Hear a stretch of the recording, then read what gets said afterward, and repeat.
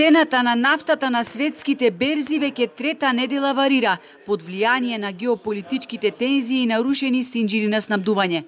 Ова директно го погодува работењето на јавните предпријатија, особено комуналните служби и јавниот превоз, кои се меѓу најголемите потрошувачи на гориво.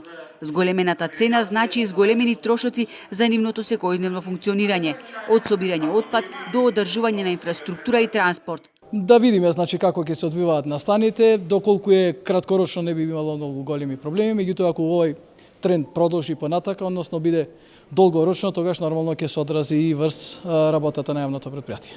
Нормално дека ќе влијае покачувањето на цените на основните деривати, како што се нафтата, тоа ќе повлече друго, дека ќе влијае во тековното работење.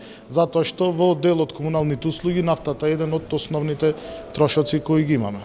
Во Македонија има вкупно 159 јавни предпријатија, а од нив најголем дел, или 116, се јавни предпријатија за комунални услуги, кои според груба проценка месечно трошат од 250 до 700 тони гориво.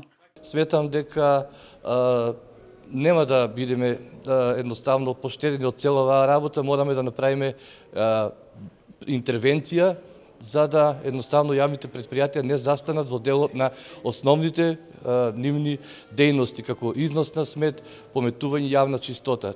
Тие работи мораме да ги и без разлика на оваа криза која што е во моментот, да ги обавуваме, да ги вршиме се со цел да имаме здрава и чиста животна средина. Потребно е према јавните предпријатија да се најде некој механизам да можеме да ги пребродиме овие периоди. Дел од земјите најавуваат поскапување на горивата, а негде се јавуваат и панични купувања и недостиг на гориво. Македонската влада спроведува конкретни мерки за ублажување на ценовниот шок. Меѓу нив се намалување на ДДВ-то за горивата од 18 на 10%, како и директна буџетска поддршка за да се амортизира растот на цените.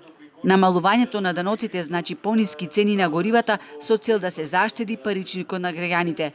Од владата велат, државата има доволно резерви и нема потреба од ограничување на горивото, а се водат и разговори со компаниите за стабилизација на цените.